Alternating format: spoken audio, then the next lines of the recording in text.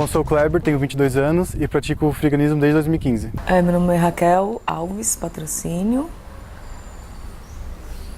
Quando eu comecei, nasci catando coisas. O friganismo é um movimento, né, onde as pessoas adeptas desse movimento, na verdade, é mais uma visão, uma postura ética de respeito a outras pessoas, ao meio ambiente e tal, que tenta minimizar ao máximo o impacto causado no meio ambiente no geral. O friganismo, no caso, ele tem 6 pontos, né, 6 princípios. Retorno natural, tem a questão da coleta de alimentos, tem o boicote a ônibus, carros, ao petróleo, né, no geral, ocupação, trabalho involuntário, se deixar de trabalhar ou tentar não trabalhar o trabalho mínimo possível, e o veganismo. Eu moro com a minha mãe e eu falo pra ela que eu faço feira, assim, eu fico com a feira, né, eu faço a feira. Só que na verdade eu pego, assim, né, em xepa, eu não falo diretamente pra ela porque, né, nossa, e ela come, assim, o pessoal come e não percebe. Xepa é o que sobrou, é o que iria pro lixo. Né? Muito talo, muita folha, muita coisa que é um pouco amassada, desprezada mesmo. As pessoas não desprezam, a gente vai lá e pega. Não que seja lixo, mas é uma coisa que deixou de ser mercadoria. Com o tempo, a gente foi perdendo um pouco desse conhecimento. Então, hoje em dia é só o que tem no mercado, só o que tem nas gôndolas lá, nas prateleiras que eu vou consumir. É mais uma conexão com a natureza, de plantar, de colher, né? Porque foi assim que a gente começou, né? Com a agricultura.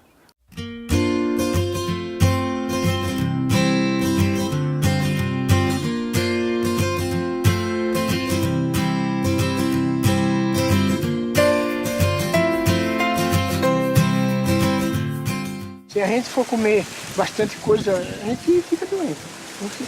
Se a gente não comer, qualidade, não quantidade. É a mesma coisa e as plantas. As plantas querem qualidade. Tá entendendo? A mãe terra quer coisa boa. A mãe terra não quer química, quer amor, quer carinho, quer afeto. Entendeu? É assim que funciona. Tá vendo isso aqui, moça? Isso aqui é o selo de qualidade, ó. É a prova que a gente tem agricultura orgânica. Tá vendo? Que legal. Mas para ter isso aqui, tem que ter dignidade, tem que ter amor, carinho com a mãe terra. A ONG foi fundada em dezembro de 2003, nós começamos a trabalhar efetivamente em 2004, tá? E assim, depois de 10, 11 anos, hoje nós temos 25 hortas comunitárias já. Nessas 25 hortas comunitárias tem 150 famílias que vivem exclusivamente da renda auferida por essas hortas, tá? O tripé de metas é esse, é dar emprego, capacitar pessoas e gerar renda, tá? E a logística de São Paulo, ela é muito difícil. Às vezes o supermercado ele está a 5 quilômetros da casa dessas pessoas. E assim, hoje tudo tem um impacto econômico. Essa pessoa não vai pegar o carro ou não vai pegar um transporte público única e exclusivamente para voltar para o supermercado para comprar verduras e legumes. À medida que essas hortas estão perto da casa delas, você reduz o impacto do desperdício, você melhora a qualidade da alimentação dessas pessoas, as pessoas com muito mais frequência vão comprar verduras e alimentos e gera também uma renda garantida para as pessoas que participam desses projetos de agricultura local, urbana, regional ou agricultura familiar. Tá?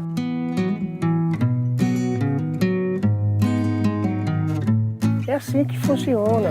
Vamos trabalhar com dignidade, com amor, com carinho. Nunca pensar eu, pensar nós, pensar no coletivo, entendeu? Não adianta eu vender um pé de alface grande só pensando em mim? Não, nós temos que pensar no coletivo, na pessoa que vai comer aquele pé de alface.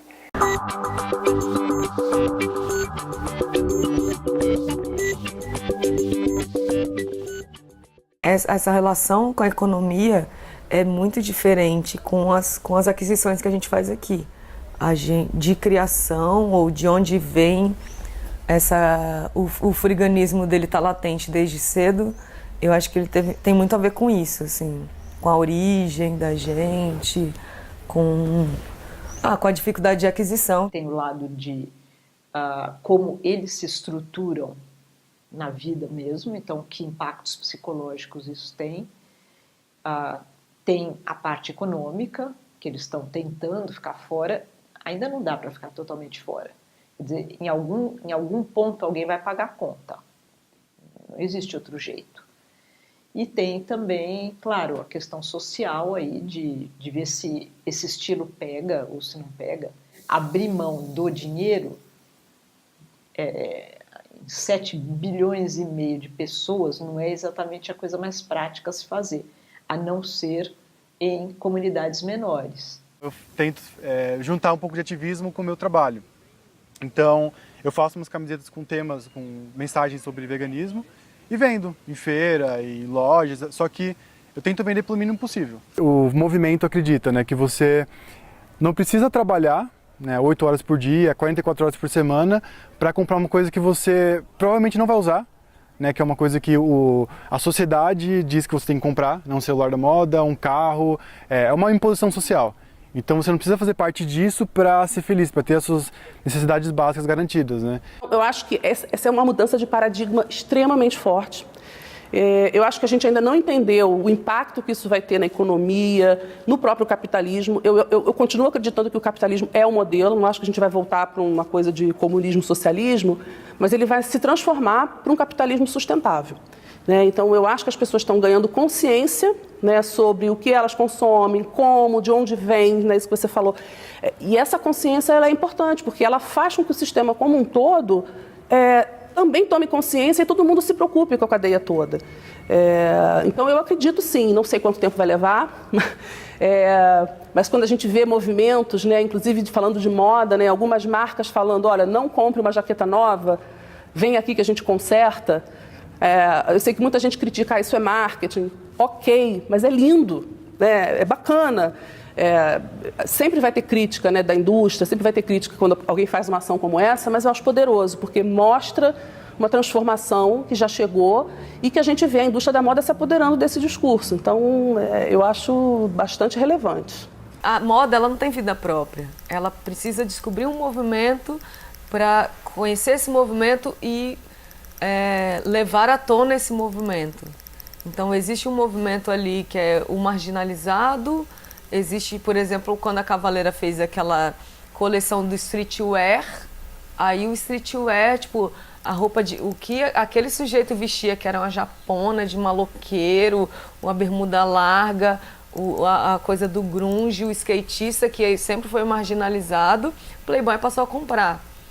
Então, uma marca fez com que uma estética fosse aceita. Em quanto tempo a indústria vai pegar o friganista e vai transformar nisso também? Quando você conta o quê? 5 anos? Você conta 10 anos? Eu já imagino que 2 por causa da aceleração da internet.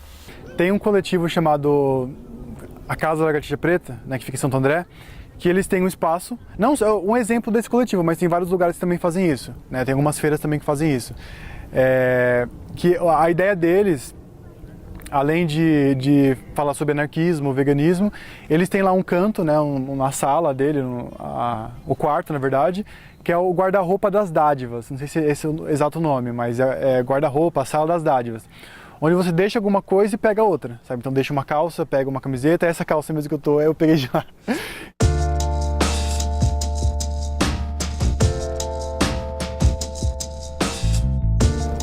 Eu tive que meio que me afastar do meu, como posso dizer? De algumas pessoas, sabe? Do meu círculo de amigos comum, porque assim, você vai jantar na casa de uma pessoa, você vai sair com alguém para jantar, alguma coisa do tipo, sabe? Você vai ter que comprar aquilo, você vai ter que financiar.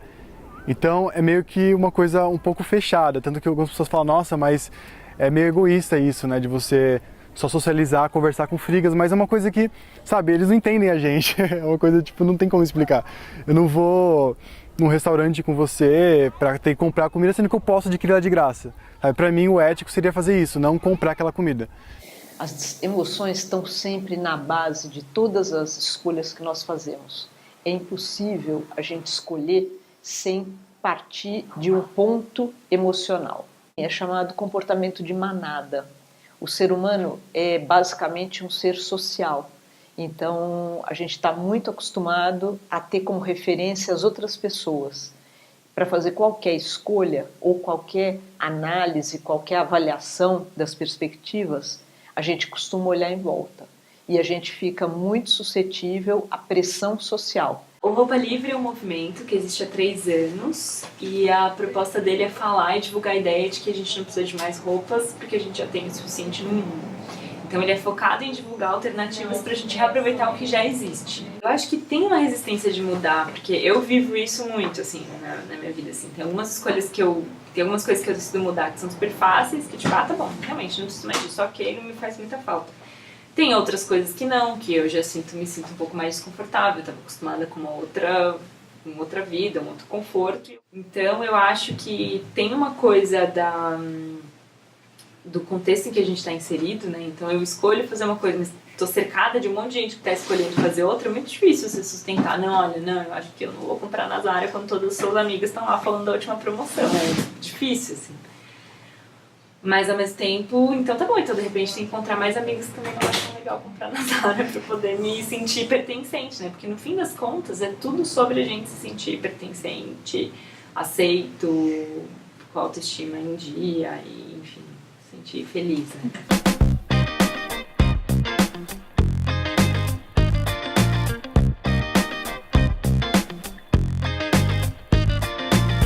There's so much to consume, to experience, to own, and the natural human instinct is to want to have it all, right? So we run around trying to do everything. That phrase that you hear, especially in women's magazines, have it all. But having it all just means hurrying it all. So I think that's part of what's driving this speed culture. But I think one should be optimistic at the moment that there's so much more slow production going on. And people don't just want, I think, products that are not damaging to the environment. They also want products that are unique and have a story behind them. So you see this among the younger generation especially, who are very interested in vintage clothes and the whole hipster revolution, which is about finding things that are completely unique, experiences, less interested in buying lots of stuff and keeping it in a room somewhere and then going there and looking at it. They want to go out into the world and find things, take time over it. And people often say, well, young people today, they won't wait, they've got no patience. But if you go into a cafe in East London, you'll find some hipster with a beard and a flannel shirt making the perfect cold latte, right? And there'll be 20-something people waiting 40 minutes to get that latte, right? So people will wait. They will take the time if what they're being offered is something that's good for the environment, good for the soul, and is pleasurable, right? It's just a thing of pleasure, of aesthetic, sensual, sensorial beauty. Hoje o consumidor, ele não quer mais, e isso foi uma mudança recente, né? Ele não quer mais só um produto bacana, incrível, com uma marca incrível. Ele quer, ok, é incrível a marca, mas de onde veio? Como ele é feito? Usa trabalho escravo? Paga o imposto direitinho? Existem condições mínimas de trabalho? Você trata seus funcionários bem? O que a gente está propondo, na verdade, o Farm Square, assim, ele é um resgate daquele hábito, né? Estou no meio de uma receita de bolo, faltou farinha. Aí você bate na casa do vizinho, poxa, você pode me emprestar uma xícara de farinha? É um pouco isso, é buscar não ter o desperdício e compartilhar aquilo. Que, né, achei que fosse consumir 12 bananas, vou viajar, vai sobrar, ou uma escala maior. Né? Você tem um supermercado que teve lá um excesso, ou um restaurante, ou um evento aqui que vai ter, no evento sobrou, aí você tem uma creche aqui do lado que está precisando, então por que não promover esse encontro, essa troca, sem burocracia, sem dificuldade? Né? Tudo que a Coca-Cola faz, a gente recebe muita crítica. E eu acho que se a gente não aprender a conviver com isso, a gente se paralisa. Porque a gente vai ser criticado pelo nosso tamanho, pelo impacto que a gente tem, né? O nosso impacto é grande e ele pode ser tanto positivo quanto negativo. Então, qualquer coisa que a gente faz, ela está muito exposta, ela tem muita gente olhando. E a gente vai ser criticado, e a gente foi criticado, né, pelo Farm Square. A gente tem que pensar muito na questão do boicote. Eu não usar aquele aplicativo da Coca-Cola, porque eu não gosto da Coca-Cola. Tá, beleza, mas o quanto essa sua postura está afetando a Coca-Cola? Tipo, nada. Eu só sou mais alguém que não está usando o aplicativo.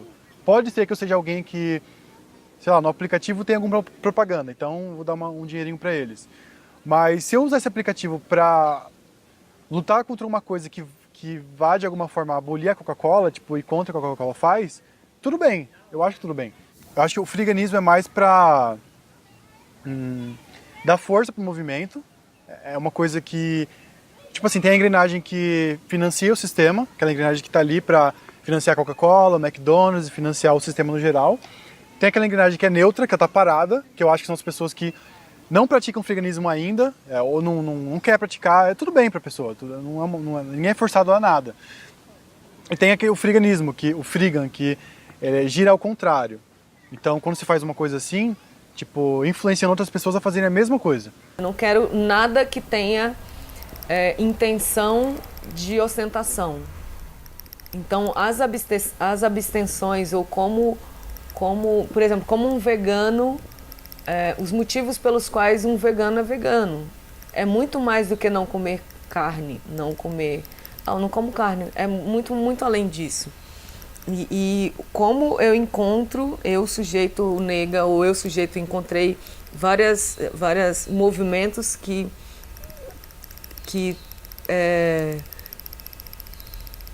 tem críticas fortes sobre sistemas, que o boicote é o que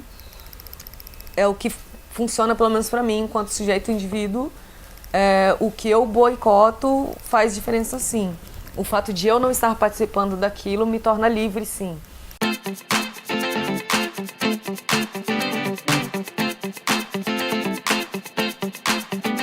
Eu acho que é difícil sublimar a vontade de ter algumas coisas, de fazer algumas coisas. E é difícil pedir para que as pessoas façam isso de graça para você.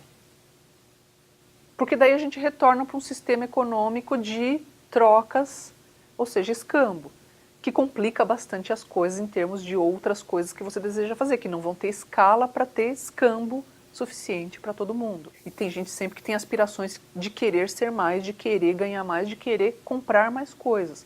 Você não pode falar para todo mundo, agora eu acho que todo mundo devia ser veganista, e você abre mão dos seus direitos de ganhar um salário bom e usar esse seu salário bom para comprar alguma coisa bacana. Porque eu estou dizendo que é bacana para você. Quem é capaz de saber o que é bom para os outros, né?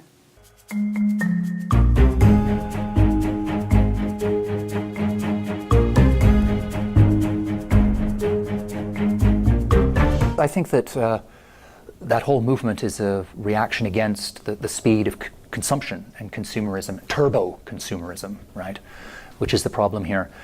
I don't think that is an option for everyone. I can't imagine a world where everybody lived like that. I think that we have to have a spectrum of possibilities of living, and it's wonderful to have some people living that style of life. It's great for them, because of course it does allow them to slow down, because I think that possessions, material things, are a distraction from what's really important in a human life, which is the slow stuff, which is human relations, deep thinking, an appreciation of nature and the moment, all that stuff which nobody can package and sell you, right? Those things are free. And if we want to live a slow life, what I would call a slow life, then we need to be spending much more time on those things and less time on material possessions. O conceito de economia compartilhada é você não precisar, você não precisa mais ter. Né? Eu acho que a geração anterior, a minha geração mesmo, né? A gente comprava muito, né? Eu queria ter, você quer consumir, você quer ter uma bolsa. Você não precisa mais ter bolsa, você aluga a bolsa. Com aquela mesma bolsa que você foi no casamento, né? Então, hoje em dia, é feio, né? É brega você ter um armário dessas que às vezes a gente vê, né? A pessoa que tem 500 mil pares de sapato, 250 por cada bolsa, custa $20 mil, assim, pelo amor de Deus. Você vê gente passando fome, como é que alguém tem coragem de comprar? Então, mas às vezes você quer ter uma bolsa, sei lá, você vai lá e aluga. Então, o conceito da economia compartilhada tem muito a ver com, quer dizer, ainda não é o friganismo, mas é sobre isso, é sobre eu gerar menos impacto ao consumir, eu consumir de uma forma. Então eu tenho um carro que é compartilhado, o Uber é isso, eu tenho uma casa que é compartilhada e eu não preciso das redes de hotéis, eu tenho a bicicleta, eu ando de bicicleta, mas não tenho a bicicleta. O capitalismo é essa coisa absolutamente poderosa, né? Que onde a gente acha que está inovando, ele vem assim e fala, pronto, eu tenho a inovação para você. O capitalismo capta muito como a mente humana funciona e se antecipa, né? Então, enquanto a gente estiver vivo, a gente vai sempre desejar, querer alguma coisa. Isso é prato cheio para esse sistema capitalista, porque porque o tempo inteiro ele vai apresentar opções.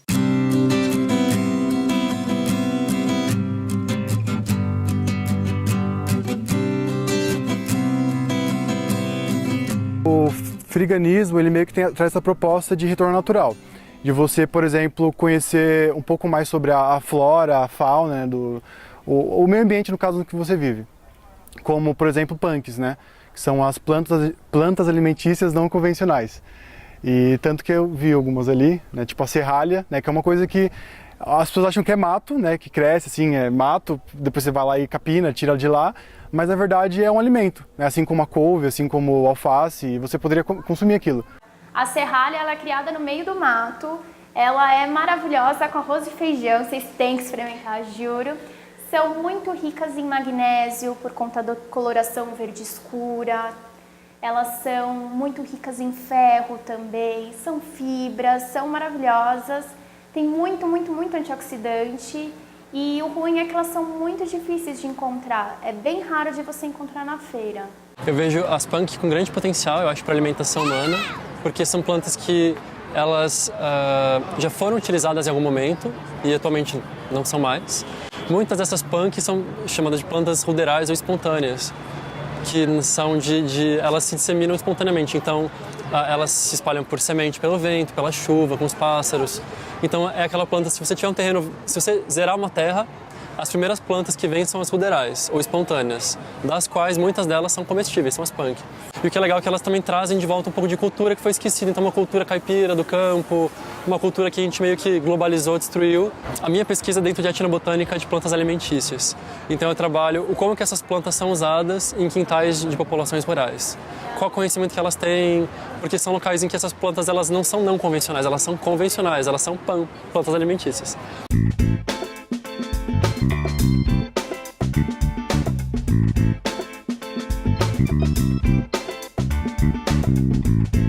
É tudo minha, a horta é tudo minha. Só que eu dividi porque é muita mãe terra para mim, não dá para mim trabalhar e usar.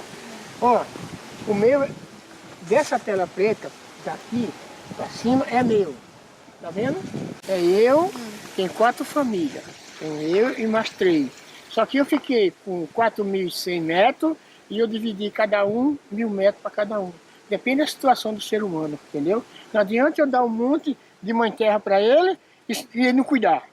Tem que cuidar, tem que ter amor, tem que ter carinho, tem que ter afeto. Quando a gente começou a trabalhar com esse projeto, a gente fez uma grande pesquisa para identificar quem são os donos das áreas públicas em São Paulo, tá? Porque assim, a grande população, ela tem conhecimento que, na verdade, todos os espaços que existem em São Paulo pertencem à prefeitura. E, na verdade, não é bem assim, tá? A prefeitura, ela tem uma parte das áreas existentes.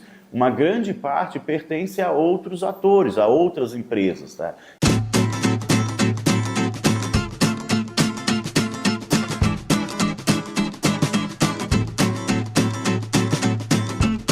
Ela se chama Casa Amarela de Cultura Coletiva porque tem essa questão da cultura coletiva, de construir mutirões, de fazer com as próprias mãos, sei lá, minimizar para a natureza essa questão do descarte sem noção, descarte responsável e de se tornar responsável pelo que observa e que é da cultura da coleta e da vivência coletiva. Então a gente alia toda essa vontade de potência de construir com a questão da coleta dos materiais. Mas eles circulam, quase tudo que está na sala está à venda. Tipo, se alguém falar, gostei disso, você fala, leva. Assim, aquela cadeira está anunciada há anos. Mas é que para as coisas circularem, para a gente poder continuar encontrando outras. Que não é ocupação, tá? Pagamos um aluguel caríssimo e está atrasado. Por que os humanos, eles descartam coisas tipo como essa? Não apenas a mesma pessoa jogou fora. 2, tem um terceiro. 3 secadores. Então é legal você pegar um terreno que não estava sendo usado para beneficiar a população, o bairro ou aquela região. Porque tem lugares mais afastados do centro que não tem, né? Teatro, não tem cinema, não tem nada, assim. As pessoas não têm acesso a nada assim, cultural. Então você pode, por conta própria, né? Porque o frigorífico traz muito isso, de iniciativa própria. Você não precisa depender de alguém para fazer alguma coisa. Então, desde pegar alguma coisa na feira até reunir com o pessoal e colocar pressão, botar pressão na prefeitura, ou ocupar mesmo, né? Enfim, ocupa e resiste lá, porque só assim para as coisas mudarem, né? Se for depender de empresa, não dá nada.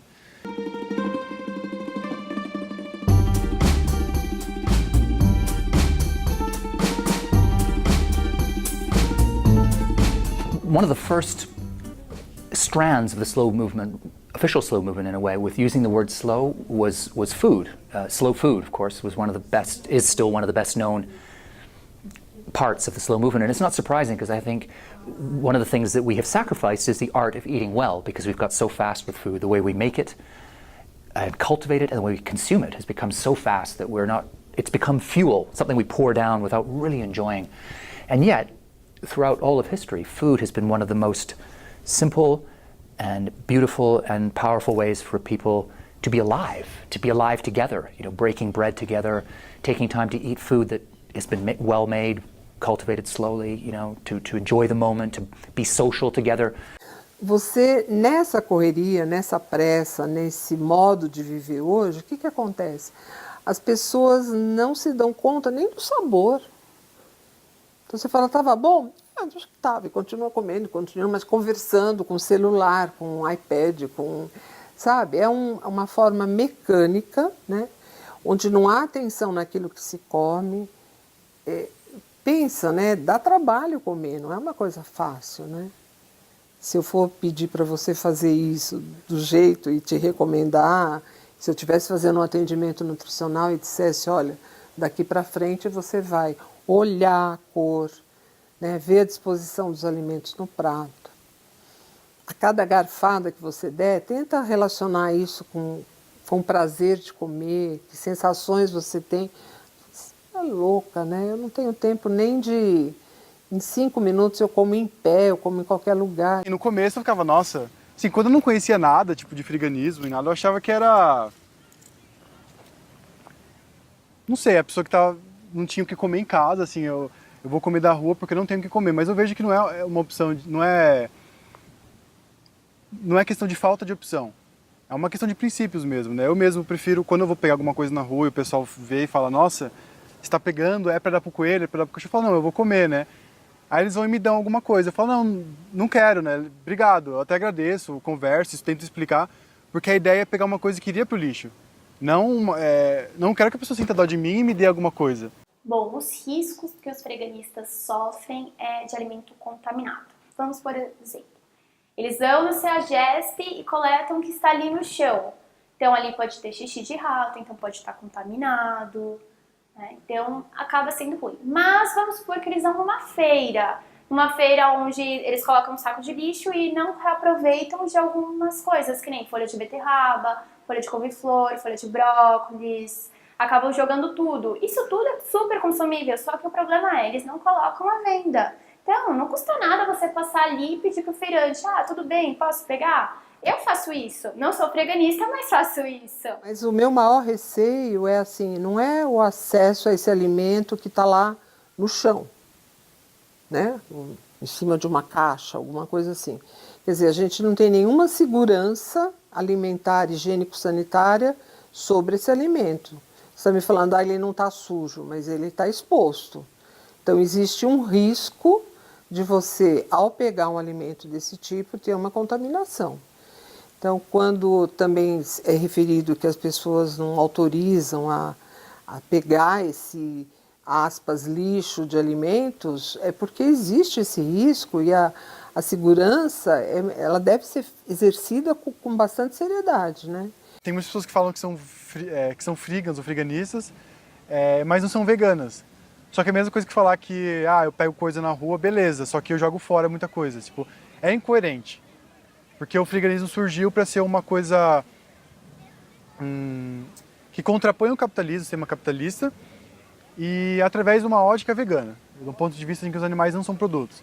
Então, se você, em algum momento, acha que está praticando friganismo, mas que considera um animal como uma mercadoria, isso já é contraditório. Há muito preconceito com todo mundo. Você fala que é vegano, a pessoa já se assusta. Nossa, o que você come? E aí você tem que explicar. Você come de tudo, menos carne, frango, peixe, ovos, leite, derivados.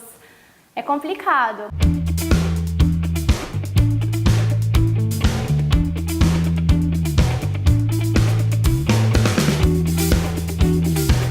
Em muitos casos, o que eu vejo em alguns desses movimentos de moda é gente tentando se diferenciar dos demais da população. Isso é um movimento de diferenciação de pessoas de classe média alta para cima. Não é um negócio inclusivo. Se todo mundo for aderir ao movimento freganista, vocês acham que as pessoas que criaram o movimento vão ficar felizes? Eu tenho minhas dúvidas, porque aí elas não vão ser mais diferentes, elas vão ser iguais. Pode ser que algumas que sejam espiritualmente elevadas de verdade fiquem felizes, mas de maneira geral eu vejo muita gente adotando determinadas modas simplesmente como forma de se distanciar e de se colocar como superior aos outros. E isso eu acho muito elitista. Acho que o freganismo é por ideologia, né? A pessoa ela busca na xepa, mas aí ela chega em casa, na cozinha dela, ela faz a higiene, ela senta no sofazinho, a pessoa que não tem condição, ela cata aquilo ali e come ali. Ela nem sabe, talvez ela tá linda essa comparação, assim, como é que a gente junta essas duas pontas, né? Porque essa pessoa ela não tem para onde ir, ela come ali sujo, do jeito que tem e quando tem. Então, a gente vive um país que tem muito desnível, né? Então, essa pessoa nem sabe o que é freganismo, nem sabe o que é consumo, nem consciente, nem nada disso, né? Mas eu acho que é um movimento que vem de cima e que isso pode gerar uma melhor distribuição de riqueza, porque no fundo é isso que a gente está falando, né? A gente tem aí 10% dos brasileiros que, né, são responsáveis aí por 80% da economia. Então, como é que a gente redistribui melhor isso? If you look back through history, any social movement, any cultural transformation is usually spearheaded by the middle class, people who have something already and can choose to give it up to live a different way. So if you look back at the 60s and the hippie movement, most of those people were from comfortable middle class families who had leafy homes in the suburbs, right? Very few would have come from hard scrabble working class neighborhoods where people were counting every penny. So that's just the way it works in human evolution, that people who have something, perhaps because they feel they have less to lose, are willing to take a risk on a new way of living. But that doesn't make the choice that they made any less valid or important. It's still hugely important that people make that choice and are proud of it and make it publicly so other people hear and they can become an example that the rest of us can learn from. But it's true that of course it's going to be easier for someone to make that jump if they have a cushion of comfort behind them. Eu acho que quem conhece o freganismo, que o freganismo traz essa ideia de que não é vergonhoso você pegar um alimento na rua. Então a pessoa que pega, tipo, ela tá praticando o freganismo. Só que ela não tem essa ideia de que aquilo não é para ter vergonha daquilo. Tipo, é para ter, a pessoa que jogou aquilo tem que ter vergonha. Então, as pessoas gostam muito de criticar. Acontece muito isso, né? E eu mesmo, tipo, eu vi que o freganismo não tem Eu pensava, tipo, nossa, as pessoas querem chamar atenção no começo, ou a pessoa quer bancar o alternativo, o anarquista, mas não, porque é uma coisa que eu não preciso de um holoforte. Tipo, eu tô fazendo isso na rua, na feira. Eu não espero que as pessoas... Nossa, que pessoa legal que tá pegando coisas na rua. Até porque não é essa ideia que elas têm de mim. É uma pessoa... Tipo, eles me rotulam como sei lá, ele passa fome, o mendigo, enfim. Tá tudo bem pra mim, eu não tenho vergonha. Eu acho que encontrar um modo de vida, um movimento para seguir, né? Mas não para seguir, mas para ser guiado ou para se guiar, para se autogerir, não é assim. Eu acho que é muito possível que o movimento tende a gourmetizar, a virar um hypezinho, mas que os verdadeiros, não gosto dessa expressão, os verdadeiros, mas que quem verdadeiramente tem intenções não tá nem aí pra isso, saca? O sujeito que tá na rua fazendo aquilo todo dia é feio, mas aí o Rodrigo Hilbert vai lá na rua catar os bagulho falando que é bonito. Ah, então vou fazer também. Saca? Essa que é a questão. A questão tá toda na estética. Esse vegetal me serve, esse humano me serve. Esse vegetal não me serve, esse humano também não me serve. A forma como a gente trata o alimento é a mesma forma que a gente se trata. De alguma forma, a pessoa ter essa escolha já é um privilégio, né? Ela já pôde escolher não consumir. Quer dizer, ela tem a escolha de poder consumir. E isso é um pouco cruel, assim. Isso não é nem um pouco democrático, em que você dá a opção de escolha. Não, porque a outra pessoa não teve a opção de escolha. Ao mesmo tempo, a gente criou um mecanismo de sociedade em que o comprar define a existência daquela pessoa. E aí a gente também cria essa necessidade de querer comprar, de querer possuir, só porque a gente criou essa história. Na verdade, o que a gente precisa é de muito pouco, né? A gente precisa de água, de ar, de solo e o que vem do solo pra gente se alimentar, ou etc. Isso é o que a gente realmente precisa, né? Necessidade básica. O que eu me preocupo um pouco é assim que esses movimentos alternativos, na maioria das vezes, eles são extremamente radicais, tá? Então, são de uma hora para outra, entra um movimento e aquilo vira uma ideologia. E todas as outras formas antigas de se alimentar, elas são, a partir daquele momento, condenadas, sabe? Aí eu tenho um pouco de receio. Eu acho assim, toda forma alternativa, ela é bem-vinda, mas ela tem que vir de uma forma estruturada, ela tem que vir de uma forma a mostrar os benefícios para a sociedade, não impor uma ideologia. A sustentabilidade é uma palavra que é bem da moda atualmente, porque a gente começa a observar que com 7 bilhões de pessoas na face da Terra já não está mais cabendo, e para termos todos um padrão de consumo razoável, não tem recursos naturais suficientes para que todo mundo tenha uma super consumo pujante todos os dias. Mas ao mesmo tempo a gente tem que se perguntar aquilo que é preciso para te fazer feliz. Será que você precisa realmente de tudo aquilo para ser feliz? Ou eu sei que falar de felicidade é uma coisa um pouco etérea, um pouco complicada, às vezes porque é subjetivo, tem conjuntos de condições e conjuntos de frustrações que as pessoas têm em si por não realizarem determinadas coisas, mas precisa ter um consumo sustentável. É importante que a pessoa se conscientize, que a pessoa que caia a ficha para ela, de que ela consegue fazer escolhas diferentes no padrão de consumo dela, e isso vai se fortalecer se ela encontrar eco em outras pessoas, porque é aquela coisa, uma andorinha sozinha não faz verão. Então, quanto mais pessoas forem aderindo, e a gente está vendo os jovens um pouco menos focados em ter as coisas, nessa onda mesmo de compartilhamento, de viver em espaços menores e compartilhar algumas coisas, ter espaços coletivos, mas ainda, como eu falei, são movimentos tímidos. Eu concordo com a economia circular, eu acho que a economia compartilhada ela é incrível, eu acho que o capitalismo sustentável tem que ir por essa vertente, mas se a gente não perceber o que pode vir depois, a gente tem que olhar de uma visão holística. Por isso que eu acho que não dá para olhar pela minha lente, tem que olhar para o todo. E é muito difícil olhar para o todo. Que aí dá um desespero, né? Porque aí fala, então não tem solução. Mas tem. É difícil, é longa, é complicada, mas a gente precisa olhar para o todo e não achar que, né, resolvi o problema da fome, ótimo, agora tem um outro problema. Então, eu acho que essa é a complexidade do que a gente está falando aqui em tudo na vida. But to move to a world where people are not buying anything at all, I think that that seems utopian to me and too romantic. I can't imagine it. It might be a wonderful world, but I'm not sure if it's pragmatic to hope for it. I do think, however, that those people who are doing it are pioneers. They're an inspiration to the rest of us. They're setting a very good example of how we could not do exactly what they're doing, but be inspired by it to consume less and live more. So I think it's wonderful these people are doing what they're doing. E ninguém consegue se abster de tudo o tempo inteiro. É o prender-se ao próprio desprendimento, como dizia Nietzsche, né? É aquilo, você com você mesmo, sua consciência. Eu sei o que é certo, eu sei o quanto isso vai afetar a natureza e as pessoas, os animais, enfim.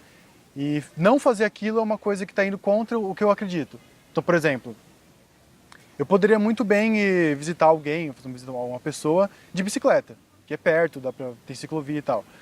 Mas, não, eu tô cansado, eu vou de ônibus. Tipo, Tipo, é uma coisa que a sua consciência te cobra, então não tem uma regra assim, o friganista ele segue isso aqui. São os mandamentos de todo frigan. É mais a sua consciência, né? Porque você sabe o que afeta e o que não afeta a sociedade no geral. E não fazer aquilo é uma coisa que vai contra o que você acredita.